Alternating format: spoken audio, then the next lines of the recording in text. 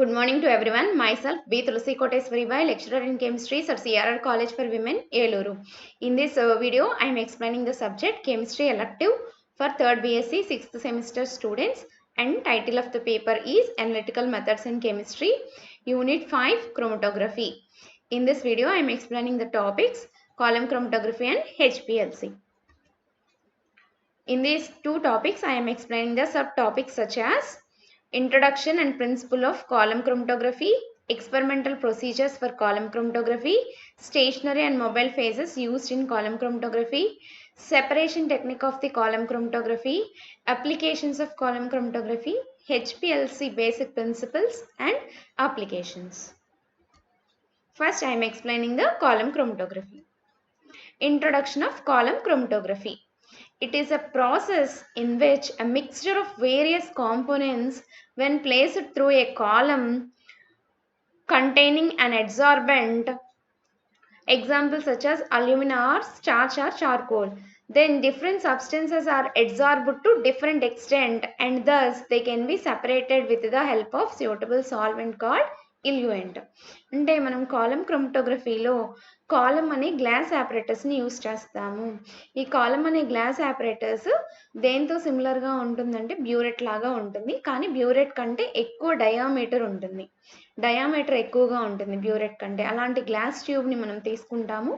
అలాంటి కాలంలో మనం ఏం చేస్తాము అంటే మిక్స్చర్ ఆఫ్ ది కాంపోనెంట్స్ని, అలాంటి కాలంలో ఫస్ట్ మనం ఎడ్జార్బెంట్ని ప్యాక్ చేస్తాము, ఎడ్జార్బెంట్తో ప్యాక్ చేస్తాము. ఎడ్జార్బెంట్తో ప్యాక్ చేసిన తర్వాత దానిపైన మిక్స్చర్ ఆఫ్ కాంపోనెంట్స్ని మనం ఫ్లో చేస్తాము. అలా చేసినప్పుడు మన మిక్స్చర్ ఆఫ్ కాంపోనెంట్స్లో ఉన్న డిఫరెంట్ కాంపోనెంట్స్ అక్కడ ఉన్న ఎడ్జార్బెంట్ యొక్క సర్ఫేస్ పైన అవి డిఫరెంట్గా ఎడ్జార్బ్ అవుతాయి. అక్కడ తీసుకునే ఎడ్జార్బెంట్ని మనం ఎగ్జాంపుల్గా అల్యూమినా తీసుకోవచ్చు, సిలికా తీసుకోవచ్చు, స్టార్చ్, చార్కోల్ ఇలాంటి ఎడ్జార్బెంట్స్ని తీసుకోవచ్చు. దాని సర్ఫేస్ పైన డిఫరెంట్ కాంపోనెంట్స్ అనేవి డిఫరెంట్గా ఎడ్జార్బ్ అవుతాయి. అయిన తర్వాత మనం ఎప్పుడైతే దాని పైనుంచి సాల్వెంట్ని పాస్ చేస్తామో అక్కడ యూస్ చేసే సాల్వెంట్ని మనం ఇల్యూయెంట్ అంటాము. ఈ సాల్వెంట్ అనేది మనకి మొబైల్ ఫేజ్లో యాక్ట్ చేస్తుంది. ఎప్పుడైతే మనం కాలం యొక్క పైనుంచి సాల్వెంట్ని ఫ్లో చేస్తామో గ్రావిటేషనల్ ఫోర్స్ ద్వారా అది కిందకు వచ్చేస్తూ ఉంటుంది. ఎప్పుడైతే సాల్వెంట్ కిందకు వచ్చేస్తూ ఉంటుందో వీక్గా ఎడ్జార్బ్ అయిన కాంపోనెంట్స్ ఏవైతే ఉన్నాయో అవి ఫాస్ట్గా కాలం కిందకి చేరుకుంటాయి. స్ట్రాంగ్గా ఎడ్జార్బ్ అయిన కాలం పైన ఉంటాయి. వీక్గా ఎడ్జార్బ్ అయిన కాలం కిందకు వచ్చేస్తాయి, వాటిని మనం కలెక్ట్ చేసేసుకుంటాం. తర్వాత స్ట్రాంగ్గా ఎడ్జార్బ్ అయిన వాటి పైనుంచి మళ్ళీ సాల్వెంట్ని ఫ్లో చేసాము అనుకోండి, అవి కూడా స్లోగా కిందకు వస్తాయి, వాటిని తర్వాత మనం కలెక్ట్ చేసుకోవచ్చు. ఈ విధంగా కాలం క్రోమటోగ్రఫీలో మనం మిక్స్చర్ ఆఫ్ కాంపోనెంట్స్ని సెపరేట్ చేయొచ్చు. Column chromatography involves the separation of mixture into a long glass tube known as column, packed with an adsorbent. Adsorbent is called the stationary phase. The column is fitted with a stopcock at its lower end. The mixture is dissolved in a minimum amount of solvent and is applied on the top of the adsorbent column. An appropriate solvent or a mixture of solvents is allowed to flow down the column slowly. అంటే మనం తీసుకున్న long glass tube తీసుకుంటాము, దాన్ని కాలం అని name చేసాము. దాన్ని suitable ఎడ్జార్బెంట్ని use చేసుకుని మనం ప్యాక్ చేస్తున్నాము. ఎడ్జార్బెంట్ అనేది ఇక్కడ మనకి స్టేషనరీ ఫేజ్. తర్వాత ఈ కాలంకి కింద మనం ఒక స్టాప్ కాక్ని ఫిట్ చేసుకుంటాం లోవర్ ఎండ్లో. దాని తర్వాత మిక్స్చర్ని, మన కాంపోనెంట్ మిక్స్చర్ని మినిమం అమౌంట్ ఆఫ్ సాల్వెంట్లో మనం డిజాల్వ్ చేసి, అంటే మన మిక్స్చర్ సాలిడ్ అయితే కనుక దాన్ని మినిమం అమౌంట్ ఆఫ్ సాల్వెంట్లో డిజాల్వ్ చేసి దాన్ని టాప్ ఆఫ్ ది కాలం నుంచి మనం పాస్ చేయాలి. చేసినప్పుడు మన సాల్వెంట్ ఏమవుతుంది అంటే, solvent or mixture of the సాల్వెంట్స్ని మనం పాస్ చేసినప్పుడు ఆ సాల్వెంట్ అనేది పైనుండి కిందకి ఫ్లో అవుతుంది. ఫ్లో అవుతూ ఏం చేస్తుంది అంటే వీక్గా అడ్సార్బెంట్ సబ్స్టెన్సెస్ని కిందకి తీసుకొచ్చేస్తుంది. Next principle of column chromatography. మరి కాలం క్రోమటోగ్రఫీ యొక్క ప్రిన్సిపల్ దేని మీద బేస్ అయ్యి ఉంది అంటే, it is based on the principle of differential migration adsorption. అంటే ఇక్కడ స్టేషనరీ ఫేజ్ అడ్సార్బెంట్ యొక్క సర్ఫేస్ పైన డిఫరెంట్ కాంపోనెంట్స్ డిఫరెంట్గా అడ్సార్బ్ అవుతాయి. దాన్ని మనం డిఫరెన్షియల్ అడ్సార్ప్షన్ అంటున్నాము. ఎప్పుడైతే మనం సాల్వెంట్తో మొబైల్ ఫేజ్తో మనం ఇల్యూషన్ చేస్తున్నామో అవి డిఫరెంట్గా మైగ్రేట్ అవుతాయి. కాబట్టి కాలమ్ క్రోమటోగ్రఫీ అనేది డిఫరెన్షియల్ మైగ్రేషన్ అడ్సార్ప్షన్ అనే ఫినామినా మీద బేస్ అయి ఉంది, ప్రిన్సిపల్ మీద బేస్ అయి ఉంది. Next experimental procedure for column chromatography. మరి ఎక్స్పెరిమెంటల్ ప్రొసీజర్ని కనుక మనం అబ్జర్వ్ చేస్తే ఇందులో మెయిన్ 3 స్టెప్స్ ఉన్నాయి. ఆ 3 స్టెప్స్ ఏంటో చూద్దాం. ఫస్ట్ది preparation of the column, second one adsorption process, third one illusion. First step preparation of the column. అంటే ఈ స్టెప్లో మనం కాలమ్ని ప్రిపేర్ చేసుకోవాలి. అది ఎలా ప్రిపేర్ చేయొచ్చో చూద్దాం. A column for chromatographic use is made up of 2 phases. మనం క్రోమటోగ్రఫిక్ సెపరేషన్కి యూజ్ చేసే కాలంలో మెయిన్గా మనకి 2 phases ఉంటాయి. ఒకటి స్టేషనరీ ఫేజ్, ఇంకొకటి mobile phase. The column is confined in a space which is cylindrical and with axial length much greater than diameter. అంటే మనం తీసుకునే కాలము సిలిండ్రికల్ షేప్లో ఉండి దాని యొక్క యాక్సియల్ లెంత్ అనేది డయామీటర్ కంటే చాలా ఎక్కువగా ఉండేలా చూసుకోవాలి. అంటే లెంత్ ఎక్కువగా ఉండి డయామీటర్ తక్కువగా ఉండేలా చూసుకోవాలి. Then the packing of the column may be carried out by any one of the following methods. ముందు మనం గ్లాస్ కాలమ్ని సెట్ చేసేసుకున్న తర్వాత దాన్ని అడ్సార్బెంట్తో ప్యాక్ చేసుకోవాలి. ఆ ప్యాకింగ్ని మనం 2 వేస్లో చేసుకోవచ్చు.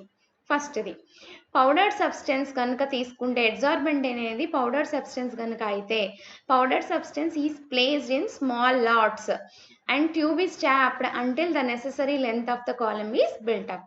మన అడ్సార్బెంట్ కనుక పౌడర్డ్ సబ్స్టెన్స్ అయితే దాన్ని స్మాల్ లాట్స్లో కొంచెం కొంచెంగా మనం ఆ గ్లాస్ ట్యూబ్లోకి కాలంలోకి తీసుకుని దాన్ని ట్యాప్ చేసుకోవాలి. ఎందుకు ట్యాప్ చేసుకోవాలి అంటే అక్కడ మనకి ఎంటీ స్పేసెస్ క్యావిటీస్ ఏం లేకుండా ఉండేలాగా యూనిఫామ్గా మనం వచ్చేలాగా ట్యాప్ చేసుకోవాలి. ఎప్పుడు దాకా మనం ప్యాక్ చేసుకోవాలి అంటే మనకి necessary length of the column build up అయ్యే వరకు పౌడర్ సబ్స్టెన్స్ని మనం యాడ్ చేసి ప్యాక్ చేసుకోవాలి. Second method wet method. Generally a column is prepared as described below. జనరల్గా మనం ఈ వెట్ మెథడ్ని యూస్ చేస్తాము ప్యాకింగ్ చేయడానికి.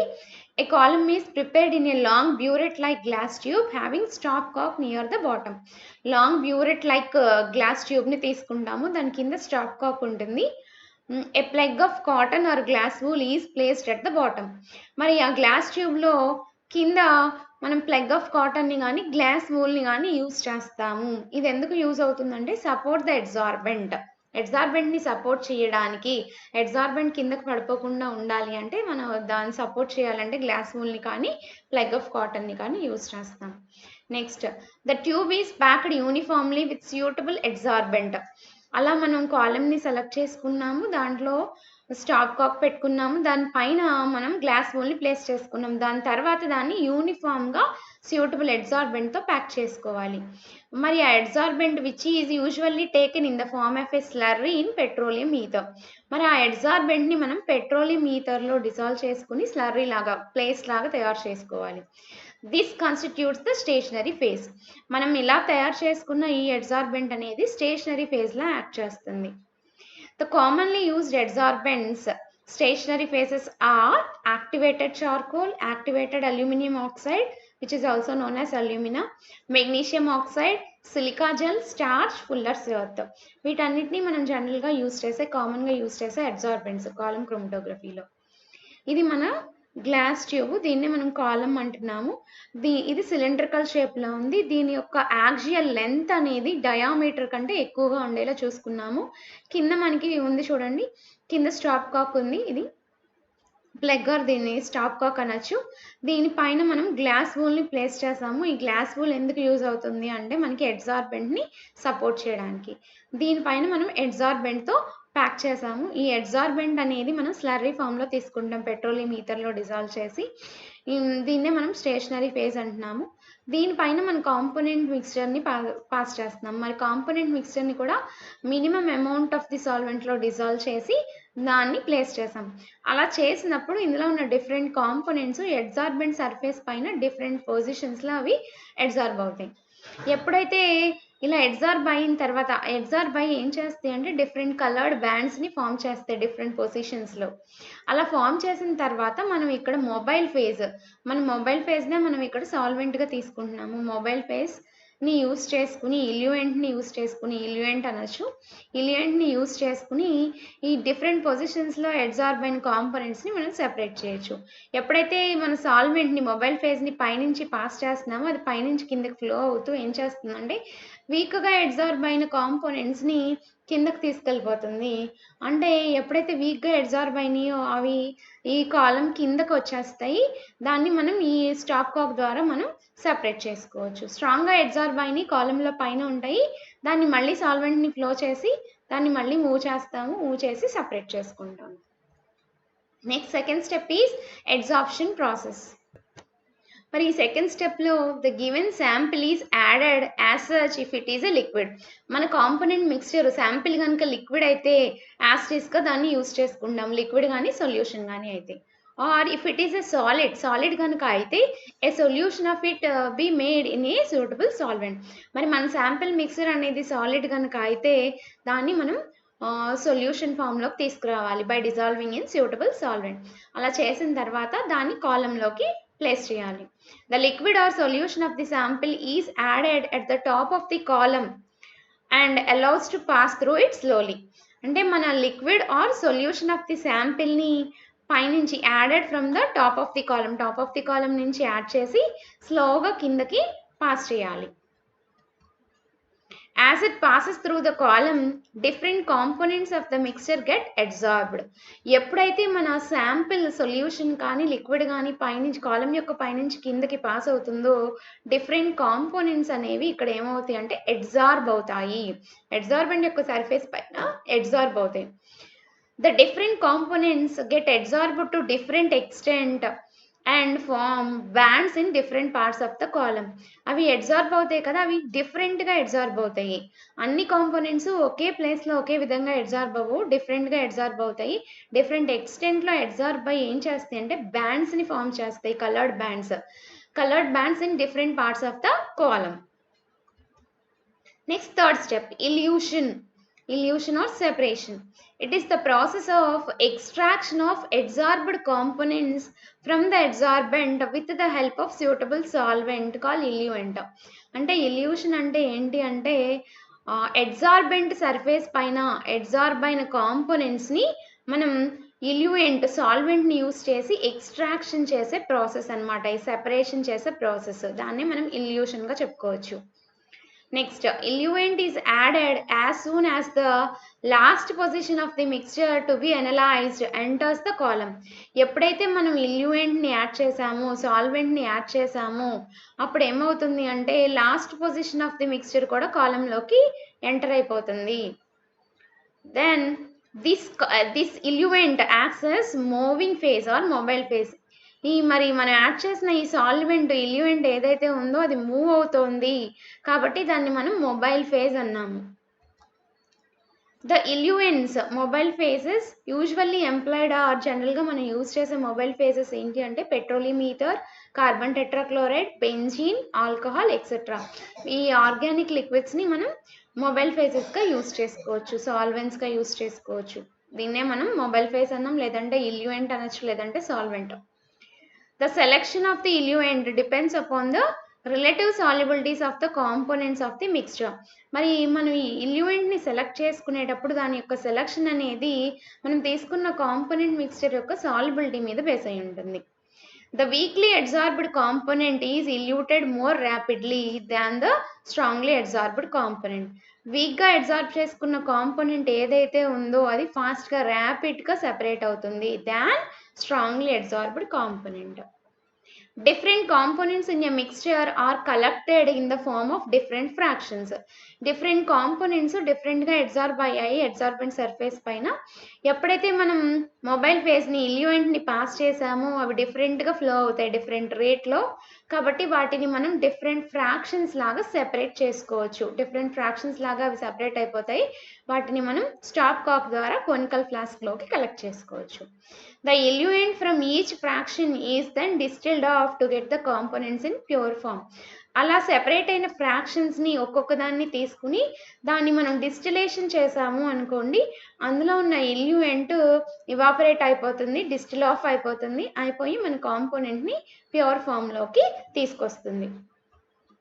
ఇది డయాగ్రాము. ఇది ఫస్ట్ మనం తీసుకున్న కాలమ్. ఇది కాలము. దీని కింద స్టాప్ కాక్ ఉంది. కింద మనం గ్లాస్ బౌల్ పెట్టుకున్నాము అడ్సార్బెంట్‌ని సపోర్ట్ చేయడానికి. దీనిపైన అడ్సార్బెంట్ ఉంది. దీన్నే మనం స్టేషనరీ ఫేస్ అన్నాము. దీనిపైన మనం శాంపిల్‌ని లోడ్ చేసాము. మన కాంపోనెంట్ మిక్స్చర్‌ని పాస్ చేసాము. పాస్ చేసినప్పుడు మన కాంపోనెంట్ మిక్స్చర్‌ని పాస్ చేసినప్పుడు ఇందులో డిఫరెంట్ కాంపోనెంట్స్ అనేవి అడ్సార్బెంట్ యొక్క సర్ఫేస్ పైన డిఫరెంట్ పొజిషన్స్‌లో అడ్సార్బ్ అవుతాయి.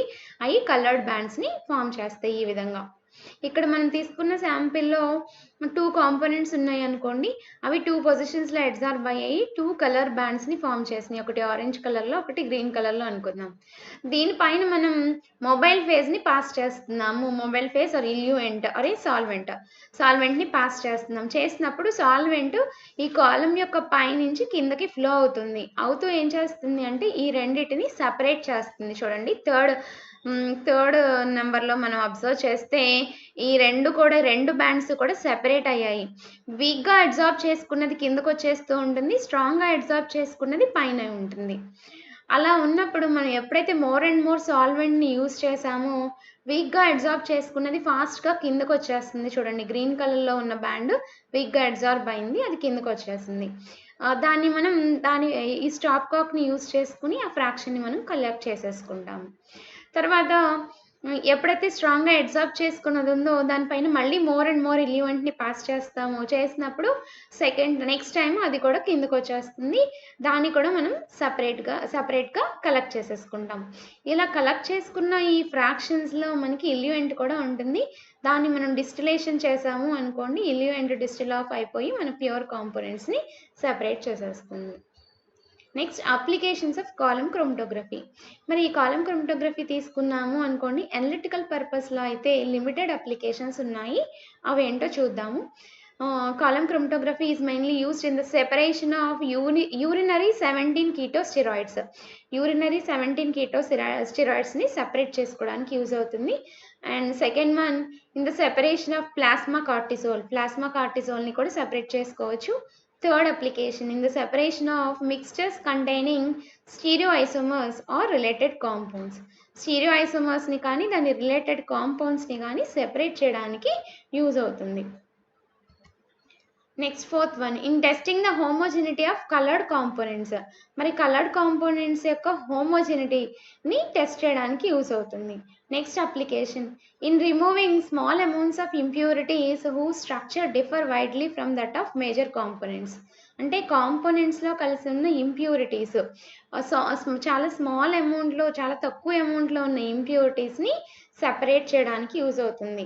అది కూడా వాటి యొక్క స్ట్రక్చరు డిఫరెంట్గా ఉన్నప్పుడు కాలమ్ క్రోమటోగ్రఫీ ద్వారా సెపరేట్ చేసుకోవచ్చు. Sixth application in establishing the identity or non identity of 2 substances.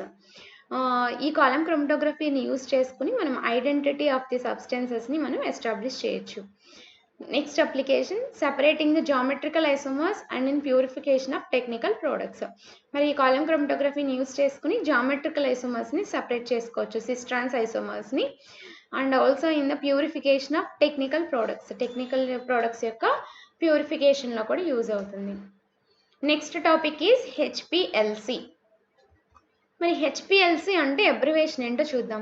హెచ్పిఎల్సిని మనం 2 వేస్లో మనం అబ్రివేట్ చేయొచ్చు. ఏంటి అంటే high performance liquid chromatography or high pressure liquid chromatography.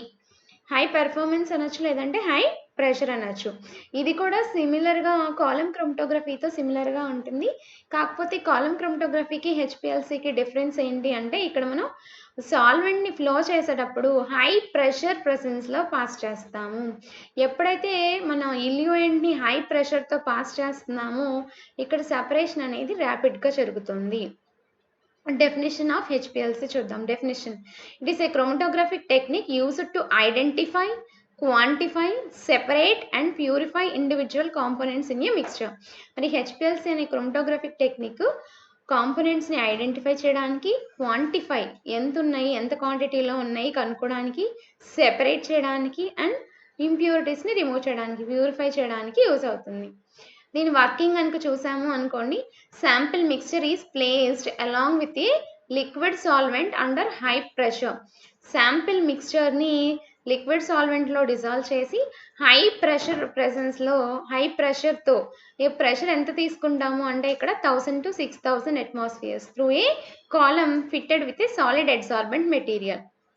The pressure with in the system is build up with the help of pumps. ఇక్కడ కూడా మనం glass column use చేస్తాము.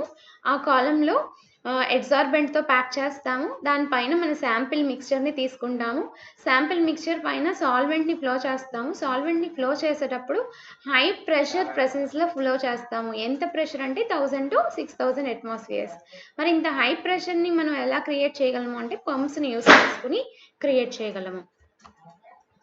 Next, principle. The working principle is that each compound in the mixture interacts slightly different with the adsorbent material in the column, resulting in varying flow rates for the different compounds. This leads to separation of compounds as the flow out of the column. ఇక్కడ కూడా మన working ప్రిన్సిపల్ని కనుక observe చేసాము అనుకోండి, మనం తీసుకున్న మిక్స్చర్లో different compounds ఉంటాయి. ఆ డిఫరెంట్ కాంపౌండ్స్ అడ్సార్బెంట్తో డిఫరెంట్గా ఇంటరాక్ట్ అవుతాయి. డిఫరెంట్గా ఎప్పుడైతే ఇంటరాక్ట్ అవుతున్నాయో డిఫరెంట్ రేట్లో ఫ్లో అవుతాయి. ఎప్పుడైతే డిఫరెంట్ రేట్లో ఫ్లో అవుతున్నాయో దాన్ని హై ప్రెషర్ ప్రెసెన్స్లో సాల్వెంట్ని యూజ్ చేసుకుని మనం సపరేట్ చేయొచ్చు. Adsorbents used in HPLC. మరి adsorbent material used is typically granular made up of solid particles. మనం తీసుకునే adsorbent material అనేది granular form లో ఉండాలి, made up of solid particles of size 3 to 10 millimeters. ఇక్కడ మనకి సైజ్ ఇంపార్టెంట్. పార్టికల్ యొక్క size ఎంత తక్కువగా ఉంటే అడ్సార్ప్షన్ అంత ఎక్కువగా ఉంటుంది. కాబట్టి పార్టికల్ యొక్క సైజు 3 నుంచి 10 millimeters ఉండేలాగా అవి గ్రాన్యులర్ ఫామ్లో ఉండేలాగా తీసుకుంటాము. Most preferred adsorbent is silica. Silica constitutes the stationary phase. ఈ అడ్సార్బెంటే మనకి స్టేషనరీ ఫేజ్లో యాక్ట్ చేస్తుంది. Next, solvents. The pressurized liquid is a mixture of solvents such as water and organic liquid like methanol and acetonitrile which constitutes the mobile phase. మరి ఇందులో use చేసే solvents are ఇల్యూయెంట్స్ తీసుకున్నాము అనుకోండి, దాన్ని హై ప్రెషర్తో మనం pass చేస్తున్నాము. అది తీసుకుంటే జనరల్గా అందులో మిక్స్చర్ ఆఫ్ సాల్వెంట్స్ ఉంటాయి. ఒకటి వాటర్, ఇంకొకటి ఆర్గానిక్ లిక్విడ్ తీసుకోవచ్చు. ఆ ఆర్గానిక్ లిక్విడ్గా మనం మిథనాల్ని కానీ ఎసిటోనైట్రైల్ని కానీ యూజ్ చేసుకోవచ్చు. అంటే వాటర్ని ఆర్గానిక్ సాల్వెంట్ని మిక్స్ చేసి దాన్ని హై ప్రెషర్ ప్రెసెన్స్లో పాస్ చేసాము అనుకోండి. ఎప్పుడైతే హై ప్రెషర్తో పాస్ చేస్తున్నామో అక్కడ డిఫరెంట్గా అడ్సార్బ్ అయి ఉన్న కాంపౌండ్స్ని అవి డిఫరెంట్గా ఫ్లో చేస్తాయి. దాన్ని బేస్ చేసుకుని సపరేట్ చేసుకోవచ్చు. Detection. The detector is connected to digital microprocessor and user software for data acquisition and analysis. మరి మన సెపరేషన్ జరిగిందా లేదా తెలుసుకోవడం కోసం ఏం చేస్తాము అంటే డిటెక్టర్ని కనెక్ట్ చేస్తాము. దాన్ని డిజిటల్ మైక్రో ప్రాసెసర్కి కనెక్ట్ చేస్తాము. Digital micro processor and user software. ఎప్పుడైతే డిటెక్టర్ని తీసుకొచ్చి డిజిటల్ మైక్రో ప్రాసెసర్కి సాఫ్ట్వేర్కి కనెక్ట్ చేసామో మనకి అక్కడ డేటా ఎక్విజిషన్ జరిగి ఎనాలిసిస్ జరిగి మనకి గ్రాఫ్ అనేది ఫామ్ అవుతుంది. ఎప్పుడైతే గ్రాఫ్ ఫామ్ అవుతుందో దాన్ని బేస్ చేసుకుని మనం సెపరేట్ చేయొచ్చు. The separated compounds are visualized as peaks with the number of peaks corresponding to the number of separated components in the mixture. మనకి అక్కడ ఎప్పుడైతే డేటా అనాలిసిస్ జరుగుతుందో అందులో మనకి గ్రాఫ్ కనిపిస్తుంది. అందులో మనకి సెపరేటెడ్ కాంపౌండ్స్ అన్నీ కూడా డిఫరెంట్ పీక్స్ని ఫామ్ చేస్తాయి. ఎన్ని పీక్స్ అయితే ఫామ్ అయినాయో అన్ని నెంబర్ ఆఫ్ కాంపోనెంట్స్ ఉన్నాయి అని మనకు తెలుస్తుంది. The area of the peak is proportional to the concentration of the compound present with the mixture. మరి ఆ ఫామ్ అయిన పీక్ యొక్క ఏరియాని బేస్ చేసుకుని కాంపౌండ్ యొక్క కాన్సన్ట్రేషన్ని మనం డిటర్మైన్ చేయొచ్చు. The resolution between two peaks in chromatographic technique is extent to which substances are separated during the experiment. ఎప్పుడైతే అలా ఫామ్ అయినా మనకి ఫర్ ఎగ్జాంపుల్ 2 కాంపోనెంట్స్ ఉన్నాయి అనుకోండి, అవి 2 పీక్స్ని ఫామ్ చేస్తాయి. ఎప్పుడైతే మనం 2 పీక్స్ని రిజల్యూషన్ సెపరేషన్ చేసాము అనుకోండి, 2 పీక్స్ యొక్క సెపరేషన్ అనేది కాంపౌండ్ యొక్క సెపరేషన్ మీద డిపెండ్ అయి ఉంటుంది. Higher resolution reflects good separation of the compounds. ఈ 2 పీక్స్ని మనం ఎంత ఎక్కువగా సెపరేట్ చేయగలిగితే మనం ఆ కాంపోనెంట్స్ని అంత ఎక్కువగా సెపరేట్ చేసినట్టు అనమాట. ఇది బ్లాక్ డయాగ్రామ్. ఫస్ట్ మనం ఇక్కడ సాల్వెంట్ రిజర్వాయర్ తీసుకుంటాం. అందులో అంటే ఇందులో సాల్వెంట్‌ని మనం ప్లేస్ చేస్తాము. సాల్వెంట్ మిక్స్చర్‌ని. ఈ సాల్వెంట్ రిజర్వాయర్‌ని మనం పంప్‌కి కనెక్ట్ చేస్తాం. ఇది పంప్. ఈ పంప్ ఏం చేస్తుందంటే మనకి హై ప్రెషర్‌ని క్రియేట్ చేస్తుంది. 1000-6000 అట్మాస్ఫియర్స్. అంటే ఈ సాల్వెంట్ హై ప్రెషర్‌తో సహా వచ్చి మన ట్యూబ్‌లోకి, మన కాలమ్‌లోకి ఎంటర్ అవుతుంది. ఇది మన కాలమ్ హెచ్‌పీఎల్‌సీ ట్యూబ్ లేదంటే కాలమ్ అనుకోవచ్చు. దీనిలోకి ఎంటర్ అవుతుంది. అది ఎంటర్ అయ్యే ముందే మనం ఏం చేస్తాము అంటే ఇక్కడ శాంపిల్‌ని ఇంజెక్ట్ చేస్తాము ఈ ట్యూబ్‌లోకి. ఎప్పుడైతే మనం శాంపిల్‌ని ఇంజెక్ట్ చేస్తామో, శాంపిల్‌ని ఇంజెక్ట్ చేసిన తర్వాత ఈ సాల్వెంట్ రిజర్వాయర్ నుంచి సాల్వెంట్ పంప్ ద్వారా హై ప్రెషర్ సహాయంతో ట్యూబ్‌లోకి వస్తుంది. వచ్చినప్పుడు సా ఎప్పుడైతే సాల్వెంట్ హై ప్రెషర్‌తో వస్తుందో మన డిఫరెంట్ కాంపోనెంట్స్ డిఫరెంట్‌గా అబ్జార్బ్ అవుతాయి. అబ్జార్బ్ అవ్వడం వల్ల ఈ సాల్వెంట్‌ని ఫ్లో చేస్తే డిఫరెంట్ రేట్‌లో ఫ్లో అవుతాయి. ఎప్పుడైతే డిఫరెంట్ రేట్‌లో ఫ్లో అవుతున్నాయో దాన్ని మనం ఈ డిటెక్టర్‌తో మనం డిటెక్షన్ చేసుకోవచ్చు. మరి ఈ డిటెక్టర్‌ని మనం ప్రాసెసింగ్ యూనిట్‌కి కనెక్ట్ చేసాము. ఈ ప్రాసెసింగ్ యూనిట్‌లో మనకి డిస్‌ప్లే ఉంటుంది. అందులో మనకి ఇలా గ్రాఫ్ వస్తుంది. పీక్స్ వస్తాయి. ఇక్కడ మనకి ఎన్ని పీక్స్ వచ్చాయో అన్ని కాంపోనెంట్స్ ఉన్నాయి అని తెలుస్తుంది. ఈ పీక్ యొక్క ఏరియా అనేది దాని యొక్క కాన్సంట్రేషన్ మీద డిపెండ్ అయి ఉంటుంది. ఈ పీక్స్‌ని మనం ఎంత ఎక్కువగా రిజాల్వ్ చేయగలిగితే, సెపరేట్ చేయగలిగితే మన కాంపోనెంట్స్‌ని అంత ఎక్కువ మనం సెపరేట్ చేసినట్టు. Next HPLC applications. For separation of anions and cations in inorganic chemistry. Inorganic chemistry లో inorganic mixtures లో ఉన్న anions ని cations ని సెపరేట్ చేసుకోవడానికి యూజ్ అవుతుంది. Next application is in forensic chemistry. Forensic కెమిస్ట్రీలో కూడా హెచ్‌పీఎల్‌సీ యూజ్ అవుతుంది. A large number of poisons and intoxicants have been detected by HPLC. ఈ ఫారెన్సిక్ కెమిస్ట్రీలో యూజ్ అవుతుంది. ఎలా యూజ్ అవుతుంది అంటే హెచ్‌పీఎల్‌సీని యూజ్ చేసుకుని మనం నెంబర్ ఆఫ్ పాయిజన్స్‌ని, ఇంటాక్సికెంట్స్‌ని ఐడెంటిఫై చేసుకోవచ్చు, డిటెక్ట్ చేసుకోవచ్చు. A number of hypnotics and addictive drugs have also been analyzed by HPLC. Hypnotic drugs and addictive drugs ని కూడా మనం హెచ్‌పీఎల్‌సీని యూజ్ చేసుకుని డిటెక్ట్ చేసుకోవచ్చు. Next application in separation of lipids. Both polar and non-polar lipids can be separated. Polar and non-polar lipids ని మనం హెచ్‌పీఎల్‌సీని use చేసుకుని సెపరేట్ చేసుకోవచ్చు. Next application separation of steroids. స్టెరాయిడ్స్‌ని హెచ్‌పీఎల్‌సీ ద్వారా మనం సెపరేట్ చేసుకోవచ్చు. HPLC can be used for the separation of all classes of steroid hormones.